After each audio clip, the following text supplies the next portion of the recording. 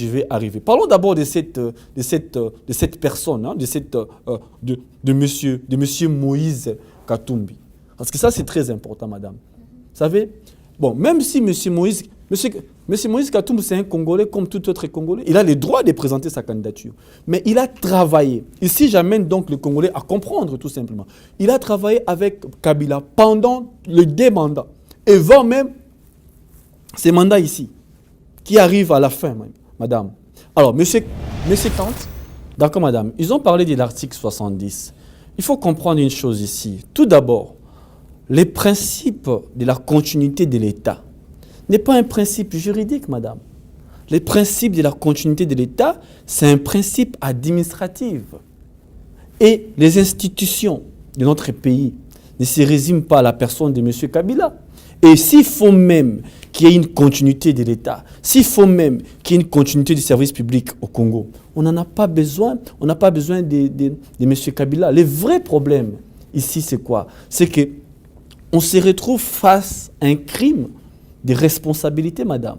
La responsabilité du gouvernement congolais, c'est quoi? C'est d'organiser les élections, de ne pas se précipiter à demander l'avis du Conseil constitutionnel alors qu'on n'est pas dans un camp de l'obscur libéré. Donc au nom de Jésus-Christ, nous bénissons le Congo Promo. Amen. Volanda Congo Promo donc titre kangi ba site tout. Rafingindu ou à Boston et comme peut tourner biso. Mikolo Congo Promo nde. Trois fois Congo Promo TV ou à boya sal mokilina esia. Ouais balobi Rafingindu. Congo Promo toujours, grande puissance. Kamondo. Congo Promo qui torkos net in a film. Congo Promo babundana nango. Babundana nango. Parce que tous années na Boston ou en Raf. Congo Promo. Monde entier international. Congo Promo numéro 1 site. Bonsoir et bienvenue à l'émission Congo Émergent, présentée par votre humble serviteur Dorcas Okitomba et la Dame de Fer. Cette émission qui parle de l'actualité de la République démocratique du Congo va recevoir pour vous aujourd'hui Monsieur Cédric Ekofo. Bonsoir Cédric. Bonsoir madame. Sans beaucoup plus tarder, nous allons connaître qui est Cédric Ekofo. Veuillez vous présenter s'il vous plaît Cédric. Moi je me nomme Cédric Ekofo. Je suis congolais. Alors j'ai fait mes études de droit à l'université de Picardie Jules Verne. Donc j'ai un DEUG en droit. Et puis j'ai une maîtrise en droit privé des affaires. Et j'ai continué mes études en France, dans l'université de Picardie Jules Verne, où j'ai fait des études de sciences politiques et je fais ma spécialisation en communication politique. Merci beaucoup. Avant de commencer notre émission, nous allons garder 1 minute de silence pour nos frères qui ont perdu leur vie à Béni. Alors s'il vous plaît, je vous demande de garder 1 minute de silence en mémoire de nos frères qui ont perdu leur vie à Béni.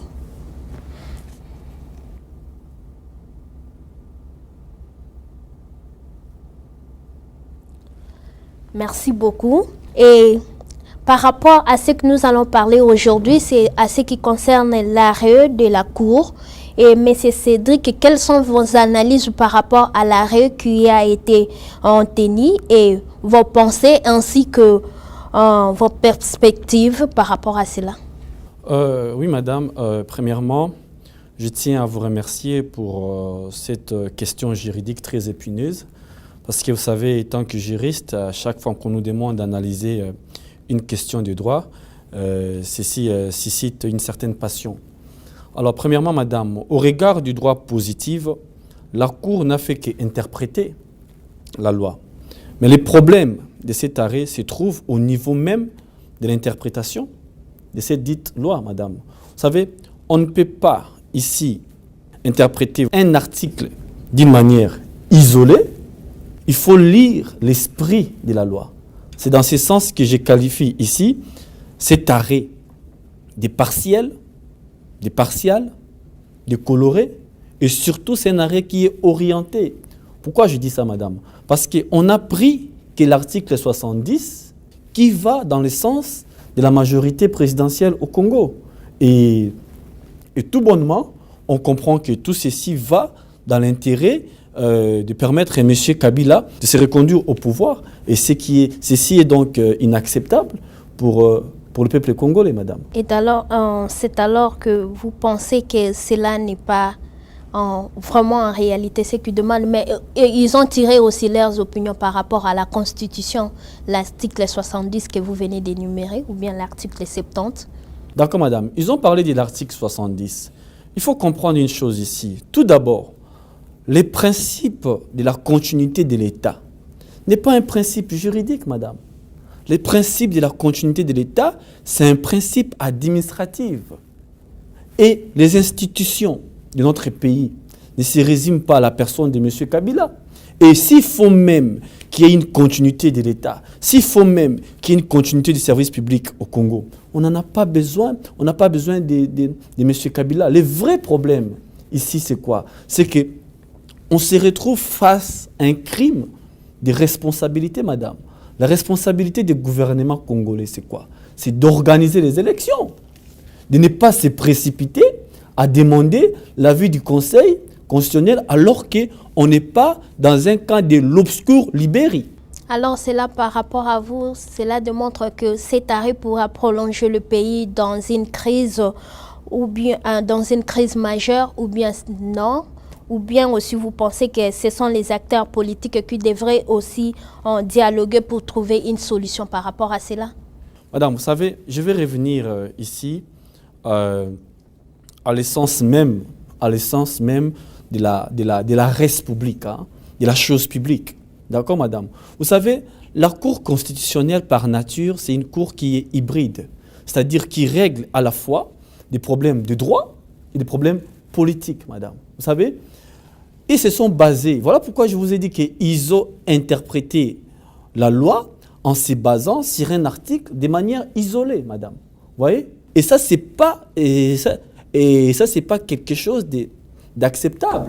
Mais quand vous parlez que c'est de la manière isolée, et nous avons bien vu que ce sont les députés nationaux qui ont apporté cet article ou bien cette loi à la Cour constitutionnelle. Les députés n'ont pas porté cet article ou n'ont pas porté cette loi. Les députés de la majorité, ils ont demandé à la Cour constitutionnelle un conseil et la Cour constitutionnelle donne ce conseil par le biais d'un arrêt. C'est-à-dire que si les élections ne se tenaient pas au Congo, qu'est-ce qui sera la suite? Alors, moi, je pense qu'on n'est même pas dans les 90 jours recommandés par la Constitution pour demander l'avis de la Cour constitutionnelle. On est ici face à un crime de responsabilité. On est ici face à un crime de responsabilité. La responsabilité du gouvernement congolais, c'est d'organiser les élections. Et même, laissez-moi finir, madame, et même demander l'avis de la Cour constitutionnelle avant les 90 jours. Ceci démontre l'intention d'un refus volontaire d'organiser les élections au Congo. Mais cela a été commencé parce qu'ils ont énuméré bien avant. Si je ne me trompe pas, j'avais bien suivi les informations. Ils disaient qu'il est temps d'organiser les élections par rapport à ce qu'ils ont et les moyens et tout ce qu'ils avaient énuméré comme problème. Cela n'allait pas permettre. Et c'est comme ça ils ont cherché d'autres moyens à ce que donner Kabila le temps de préparer aussi les élections. Madame, vous savez, la loi pose un problème très sérieux. Et le problème de sérieuxité d'une loi se base au niveau des délais, madame. La loi ne joue pas ou ne s'amuse pas avec des délais. D'accord? On va laisser à M. Kabila le temps d'organiser les élections. Pour un délai de combien de mois, combien de jours, combien d'années? Non. On a commencé à demander les élections ou encore l'organisation du dit élection depuis 2013. Qu'est-ce qui est le gouvernement dans son irresponsabilité avancée à la population congolaise ou dans la classe politique? Il disait, on n'a pas assez d'argent. Vous n'avez pas assez d'argent pour organiser les élections, vous construisez des immeubles à 400 000 $. Monsieur Cédric, mais ce sont les moyens qu'ils ont énumérés. Et comme ils ont énuméré ce moyen-là, et s'il n'y en a pas, il n'y en a pas. Et d'après vous, s'il n'y a pas eu les élections, qu'est-ce qui devait se passer alors? En tout cas, s'il n'y a pas des élections dans les 90 jours, ça serait aussi simple. Vous savez, madame, Kabila n'est pas un président sortant. Non. Kabila, c'est un président partant. S'il n'y a pas les élections dans les 90 jours, on applique la Constitution. Cela veut dire quoi? Cela veut dire que les présidents de la Chambre basse, c'est-à-dire le Sénat, de la Chambre haute, c'est-à-dire le Sénat, va assumer, voulais-je dire, l'intérim de la présidence de la République dans l'objectif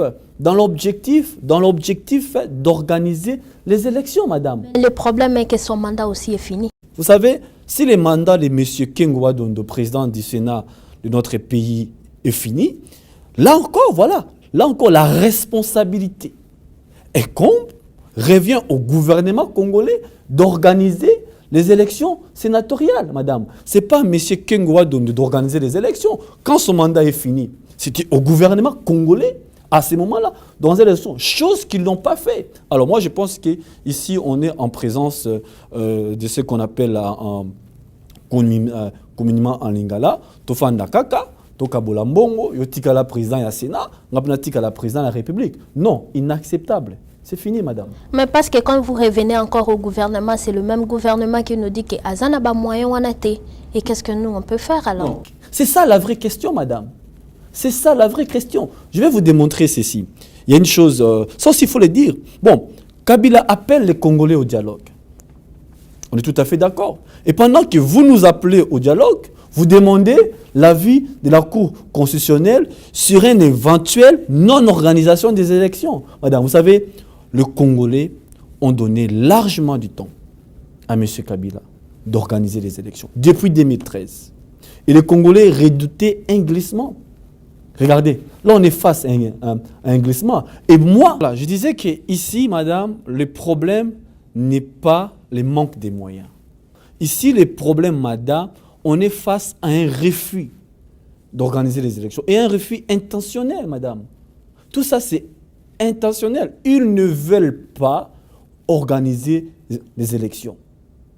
C'est tout. Ils ne veulent pas organiser les élections. Alors, puisqu'ils ne veulent pas organiser les élections, qu'est-ce qu'il faut faire? À ce moment-là, la responsabilité revient non même pas à la classe politique congolaise, à la population congolaise, au peuple congolais. Parce que c'est avant tout notre pays, madame. Ok, étant que licencié en sciences politiques en communication, quelles sont vos analyses politiques par rapport à cela, à cette question? Oui, je venais de le dire ici que la Cour suprême, elle est hybride, elle règle à la fois des problèmes du droit juridique, aussi des problèmes politiques. Moi, je pense que pour éviter une situation où notre pays sera présidé ou dirigé par un président en intérim, parce qu'ils ont largement gaspillé du temps, dans ces moments-là, dans ce sens-là, que je suis plutôt pour un dialogue politique, mais qui aura pour objectif de discuter sur le départ de M. Kabila. Rien d'autre. Il faut qu'il s'assoie et qu'il dise, voilà, tu ne peux plus renouveler les mandats, tu ne peux plus te représenter. Tu es frappé d'une incapacité définitive, comme la Constitution le dit dans l'article 73. Alors, dans ces cas, il faut un dialogue politique qui aura que pour seul objectif le départ de M.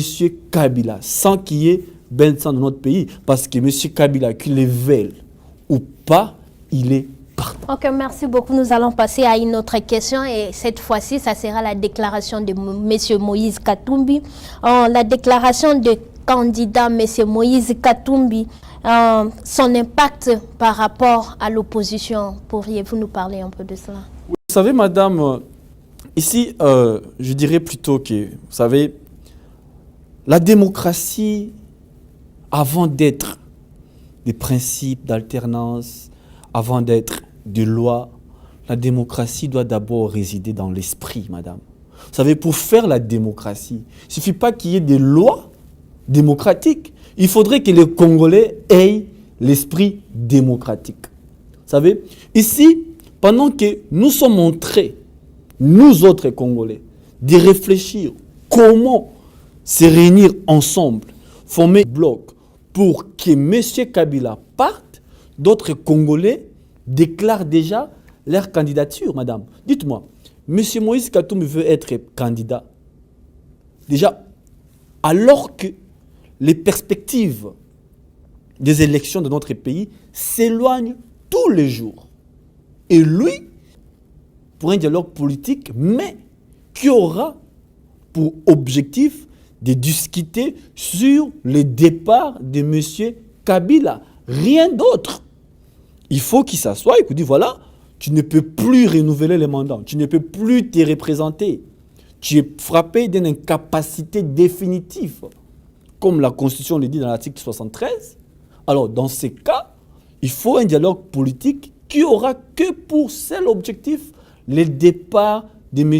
Kabila, sans qu'il y ait ben sang dans notre pays. Parce que M. Kabila, qu'il le veuille ou pas, il est partant. Mais il se prépare pour les élections. Parce que néanmoins, à ma connaissance, c'est que chaque membre de l'opposition se prépare au cas où il y a l'élection et qui peut se présenter. Alors pour vous, ne pensez-vous pas que M. Moïse Katumbi pourra être un bon président pour la République démocratique du Congo?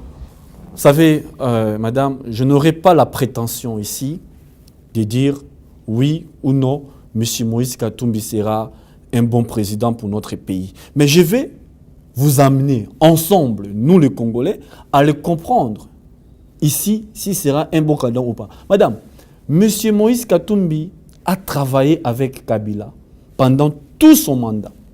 Il y a eu les premières élections en 2011, si je ne me trompe pas, où d'abord avant ça avec Jean-Pierre Bemba, où M. Moïse Katumbi a soutenu M. Kabila. Il y a eu les deuxièmes élections où M. Moïse Katumbi a soutenu M. Kabila. Et aujourd'hui, M. Katumbi présente une candidature. Vous savez, moi je qualifie tout ça d'un bis repetita. Cela veut dire quoi? Cela veut dire que j'amène le Congolais tout simplement à réfléchir, madame. Vous savez, il faudrait que nous, les Congolais, nous ayons aussi l'habitude de réfléchir, de pousser nos réflexions un peu plus loin. Lors des élections passées, madame, M. Vital Kamerhe est apparu. Je dirais qu'il s'est apparu dans l'opposition. Madame, nous connaissons tous au Congo qui est l'opposant des années et des années. C'est M. Etienne Tshisekedi. Et M. Vital Kamerhe, à peine arrivé à l'opposition, il s'est déclaré candidat de la République, en refusant complètement de soutenir M. Tshisekedi, en disant qu'il faudrait qu'on trouve un candidat commun. Est-ce que vous avez vu comment est-ce que ceci... Mais après tout, il y a eu du monde derrière lui. Mais justement, tous ces candidats-là, madame, tous ces candidats-là se présentent dans l'idée d'affaiblir l'opposition. Parce que si M. Kamerhe s'arrangeait derrière M. Tshisekedi en disant que je suis un vrai opposant, mais l'échec de Kabila allait être flagrant. Pourquoi il a refusé de le faire? Alors, madame, moi je pense que tout ceci, je qualifierais ça maintenant, c'est une blague. Parlons. Vous pensez que les Congolais, le peuple congolais, ils ont besoin d'un leadership? Oui. Ou bien vous pensez qu'il nous faut une autre personne? Parce que par rapport, quand vous me parlez ici, vous n'énumérez personne. Bon, vous savez, si vous me laissez finir, vous allez comprendre où est-ce que je vais arriver. Parlons d'abord de cette personne, hein, de monsieur Moïse Katumbi. Parce que ça, c'est très important, madame. Vous savez, bon, même si monsieur Moïse Katumbi, c'est un Congolais comme tout autre Congolais, il a le droit de présenter sa candidature. Mais il a travaillé. Ici, j'amène donc le Congolais à comprendre tout simplement. Il a travaillé avec Kabila pendant les 2 mandats.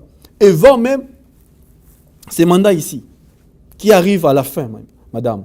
Alors, M. Katumbi, même s'il se déclare aujourd'hui opposant, est-ce que ça doit faire de lui directement le successeur de Kabila? Vous savez, madame, Kabila, Par rapport à ce bienfait qu'il a eu à gérer les Katanga, c'est ce qui pousse au peuple congolais de faire confiance à lui. D'abord, je vais vous dire une chose. Ceci prouve que nous, les Congolais, peut-être que nous n'avons pas une culture de lire, madame. C'est très important ici, il faut le dire. Si M. Moïse Katumbi se déclare candidat de la République, moi, je pense que, je l'ai dit avant, c'est un bis repetita, c'est une blague. Pourquoi je dis ça? Parce que M. Moïse Katumbi a travaillé avec M. Kabila pendant longtemps, je l'ai dit ici, madame. Et même s'il est devenu opposant, est-ce que ça doit faire de lui le successeur direct de M. Kabila? Une grande interrogation où les Congolais doivent se poser la question, madame. Revenons sur la gestion. Vous avez parlé qu'il a bien géré les Katanga, madame. Avant même d'y arriver, madame, M. Moïse Katumbi, dont on parle aujourd'hui, voilà, rien qu'à 48 heures de la déclaration de sa candidature, on parle déjà de lui comme un opposant principal. Moi, je dis encore, c'est de la blague ici. Madame, le Congo, c'est sérieux. On ne parle pas d'un petit pays, on parle d'un grand pays. Le Congo, c'est sérieux, madame. M. Moïse Katumbi, d'abord, parlons de son background. Voilà, c'est ce qu'on dit en français, le record. Hein? Bon, aux États-Unis, on parlera de background. Madame, qui est M. Moïse Katumbi? Pourquoi, posons-nous un peu la question de savoir, pourquoi au Congo, nous ne pouvons pas avoir des présidents universitaires, par exemple? M. Moïse Katumbi, lui-même, il a dit à la télé qu'il est indécis, il est un commerçant. Qui vous a dit que M. Moïse Katumbi a bien géré la province de Katanga, madame? Ne vous fiez pas aux médias, madame. Moi, j'ai lu la lettre ouverte de M. Mouyambo qui parlait de la gestion de Moïse Katumbi par rapport au Katanga, madame. De un, M. Moïse Katumbi a créé une entreprise de transport contre une entreprise. Il a créé une entreprise de transport minier au détriment de l'entreprise nationale. On est face à un conflit d'intérêts. On est face à ce qu'on appelle en droit la patrimonialisation des biens de l'État dans les pays voisins. Et même M. Moïse Katumbi dont vous parlez, ça fait longtemps qu'on a critiqué M. Kabila en disant qu'il était rwandais. Alors vous voulez dire aussi que M. Moïse Katumbi est rwandais? Non, M. Moïse Katumbi n'est pas rwandais, mais sa femme est touti. Savez-vous l'influence d'une première dame dans l'appareil politique d'un pays? On ne va pas remplacer un chat par un chat. Sauf qu'ils ont juste de différentes couleurs. On ne va pas remplacer un chat blanc par un chat qui est noir.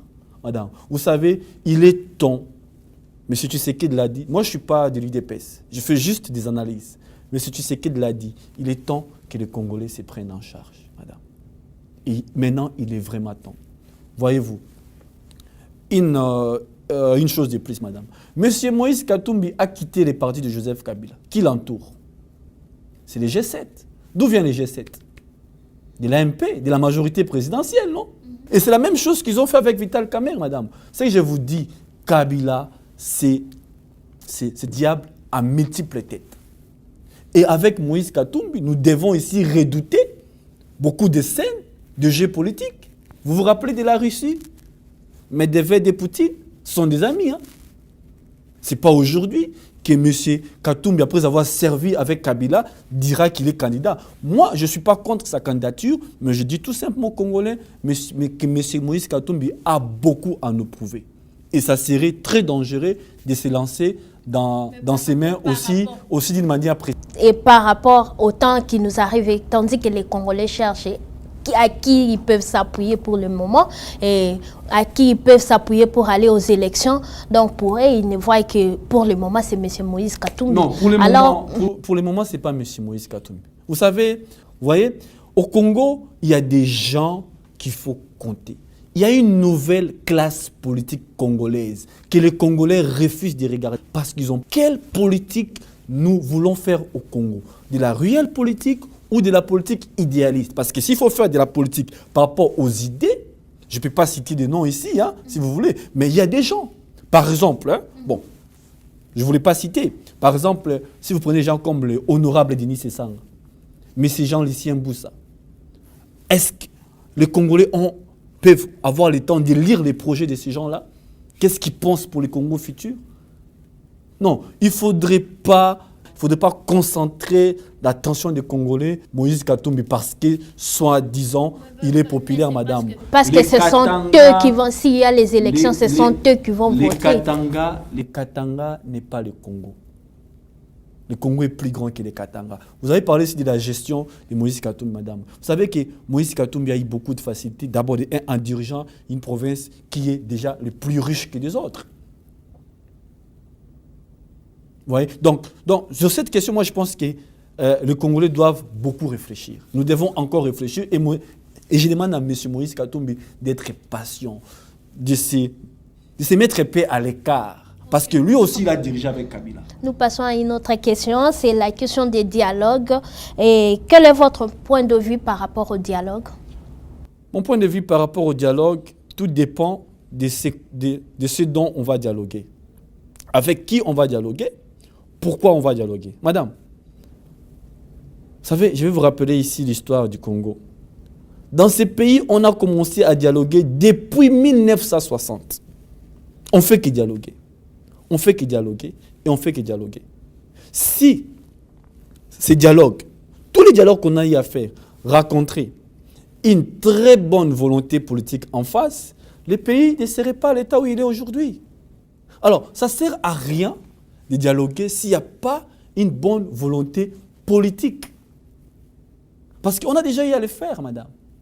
Et on le fera. On va continuer à le faire. Tant qu'il n'y aura pas une bonne volonté politique de respecter ce qui est arrêté, ce qui est dit, ce qui est écrit dans des dialogues, ça ne sert pas. Regardez, ils se sont retrouvés à Sun City en 2007 pour dialoguer. Ils ont fait une constitution. Aujourd'hui, on a du mal à respecter une constitution qui est sortie de dialogue. Quel est votre point de vue par rapport à la question des dialogues avec la population congolaise? Voilà, moi je pense que d'ailleurs déjà les Congolais l'ont dit, hein, il est chanté Kabila, Yebela, Lekfezate, il faut Kende. Donc moi je pense que M. Kabila vraiment, il faut à Yebela. Moi je pense qu'on peut toujours bien aller au dialogue, madame. On peut toujours bien aller au dialogue. Laissez-moi finir. On peut toujours bien aller au dialogue. Le dialogue c'est toujours quelque chose de bien, surtout en politique, il faut dialoguer. Mais on a déjà eu les mêmes coups. On dialogue, en face, il y a une très mauvaise politique. Moi, aujourd'hui, j'appelle la population congolaise à la responsabilité, madame. Il faudrait que, ici, je ne vais pas envoyer les Congolais sortir dans la rue parce que une révolution populaire ne se prépare pas, ne s'organise pas, mais j'appelle ici les peuples congolais à la responsabilité. Face à cette question de dialogue, je pense que les peuples congolais doivent faire face à leurs responsabilités. Le problème aussi est que le peuple congolais, ils veulent bien prendre leurs responsabilités, mais aussi ils n'arrivent pas à se faire face à ce qui est la réalité. Ouais, vous savez, madame, aujourd'hui on est au 21e siècle, les choses ont beaucoup plus évolué depuis, madame. Vous savez, quand les peuples français ont fait leur révolution, ils ne pouvaient pas faire non plus face à la réalité. Ils avaient face à eux la plus grande armée du monde à l'époque, l'armée de Napoléon. J'étais en Tunisie pendant la révolution tunisienne. Moi, personnellement, j'ai vécu la révolution tunisienne. J'étais en Tunisie, madame. Les Burkinabés, les Égyptiens. Madame, vous savez, dans notre pays, il y a beaucoup de choses qui se passent. C'est que moi j'ai appris par rapport nos frères et sœurs qui vivent à Kinshasa, ils disent que nous sommes ici à l'étranger que pour les pousser de faire l'action, mais nous ne faisons absolument rien ou bien nous-mêmes nous ne descendons pas pour les encourager.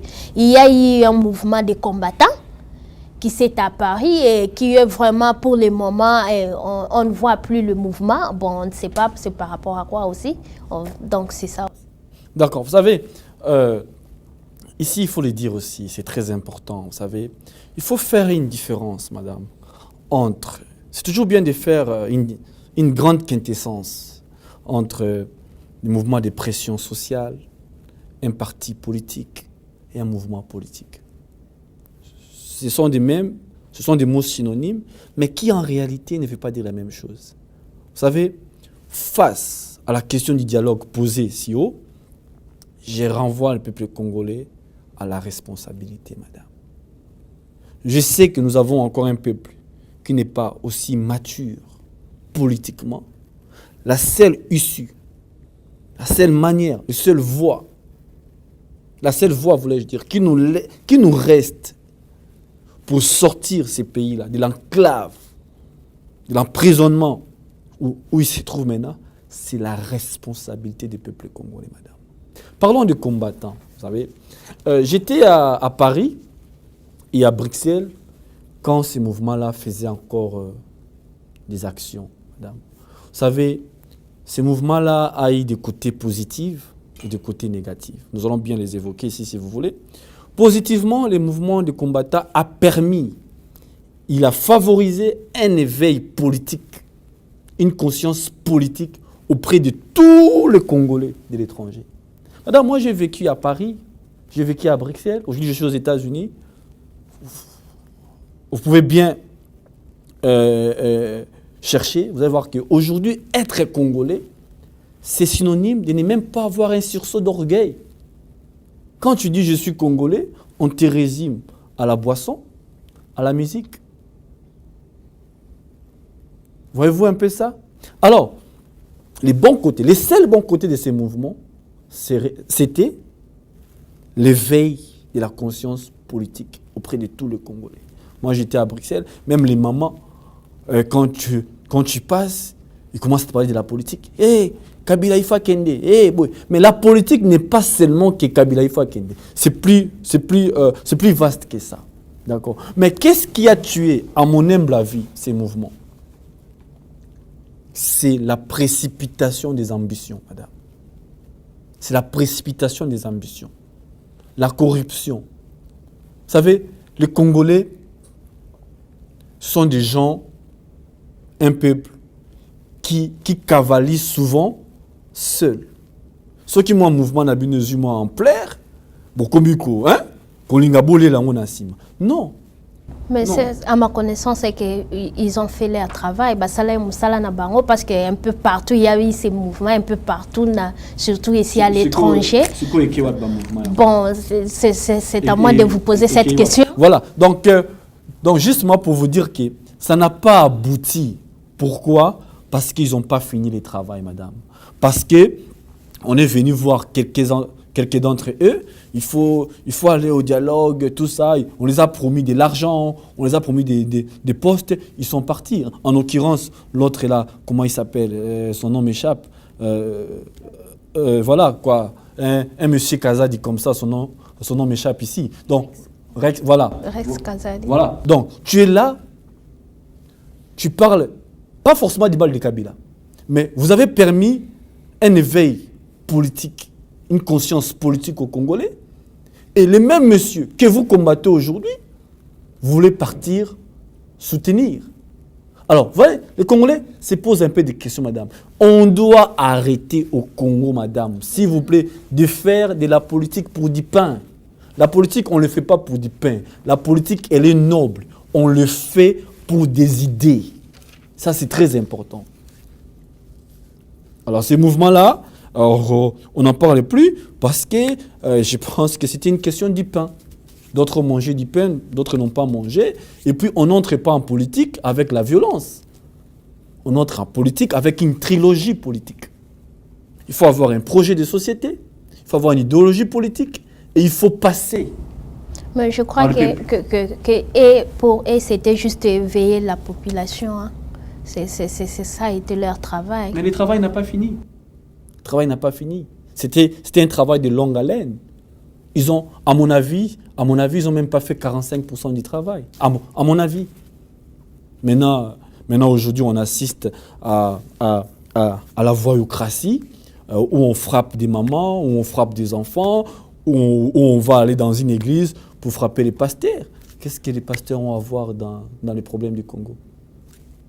Et alors, attendons aussi la situation de Beni. Qui se passe actuellement. Il y a vraiment des tueries à Beni. Et par rapport à cela, M. Sedouka, parce qu'en réalité, on ne comprend pas d'où vient ce genre-là et qui, en réalité, fait cette histoire-là. Est-ce qu'avez-vous un peu d'idée? Oui, madame, effectivement, vous savez, la question de Beni pose les problèmes du sérieuxité de la classe politique congolaise. Cette situation pose les problèmes de la sérieuxité de la classe politique congolaise. Madame, revenons toujours en arrière, parce que moi j'aime ici qu'on parle aussi des faits historiques, madame.